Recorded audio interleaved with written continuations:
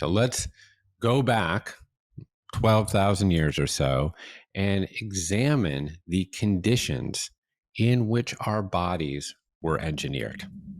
The sunrise generally served as Fedge's alarm clock.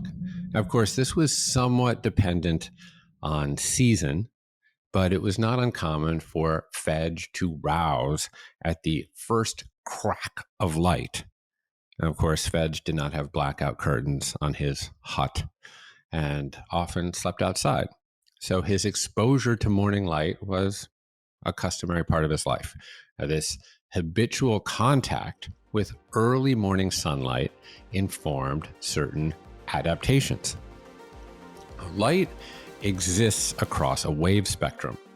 Now, humans can see visible light across a sliver of that spectrum between ultraviolet and infrared, or between approximately 400 and 700 nanometers. In the morning, when the sun is low, there is a greater prevalence of a slice of the visible light spectrum closer to ultraviolet, known as blue light. Now, blue light exists between 380 and 500 nanometers. Now, I'll go deeper into the mechanism of how light impacts physiology in a bit, but here's a little primer. When humans take in morning light, blue light radiation enters the eye and interacts with specialized neurons in the inferior part of the retina. These cells are known as intrinsically photosensitive retinal ganglion cells. These sensory neurons evolved in the lower part of the retina because light from the sun is coming from above. These cells send a message to your body's timekeeper, two wee nodes just above the roof of your mouth, known as the suprachiasmatic nucleus. Now, these nuclei are responsible for setting your circadian clock. Circa means approximately, and dia means day. So circadian means approximately a day. The suprachiasmatic nucleus regulates the flow of hormones in your body across approximately a day. Now, specifically, it signals the pineal gland to produce and secrete the hormone melatonin at a certain time. Now, melatonin naturally induces grogginess. Now, when your eyes get blue light in the morning, your circadian clock is set such that about 12 to 14 hours later, melatonin will begin to pulse through your bloodstream and usher you off to La La Land.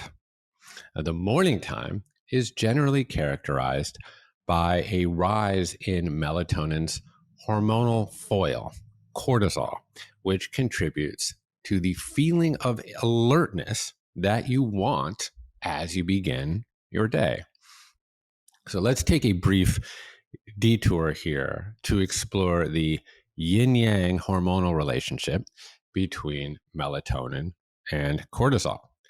Now, cortisol is a steroid hormone produced in the adrenal glands, right here above the kidneys, derived from cholesterol and insoluble in blood. Cortisol levels bottom out around midnight and rise naturally in the morning, triggering a flood of glucose that supplies an immediate energy source to your large muscles. And this helps you get your sleepy head out of bed. Now, cortisol levels decline across the course of the day, sometimes with like little mini peaks in the late afternoon. So cortisol is on a hormonal teeter-totter with melatonin. In a balanced system, melatonin secretion increases soon after the onset of darkness, eliciting a sensation of sleepiness that propels you toward your pajama drawer and recumbency. Melatonin typically summits in the middle of the night between 2 and 4 a.m. and gradually dips during the second half of the night as cortisol is rising. Now, the dance between these two hormones are representative of the counterposing forces that exist in so many systems of the body. Equilibrium between cortisol and melatonin is essential for maintaining a healthy wake-sleep cycle. So as the sun set and darkness pervaded, Fedge and his fellow villagers would congregate socially and commune around a roaring fire. The flames of the fire emit amber light closer to the infrared spectrum. And because the fire pit is at ground level, light is being received in the superior part of the retina. Morning light triggers an endocrine response that sets our circadian rhythm, but the evening light has little to no impact. And this is not by mistake. This mechanism evolved as an advantage to maximize alertness during the day and induce sleep at night. Miracle, right? But yet again, this adaptive mechanism has been upended by the tantalizing lure of Netflix. Now, the glow discharge from your laptop or iPad is blue light. Viewing blue light at night is upsetting your hormonal balance, as the confused suprachiasmatic nucleus doesn't know morning from night except by dint of the signals it receives from the neurons in your retina.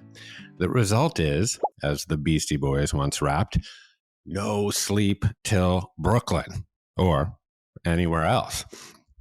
1 in every 3 Americans report symptoms of insomnia, and 10% have chronic insomnia disorder, which occurs at least 3 times per week for at least 3 months.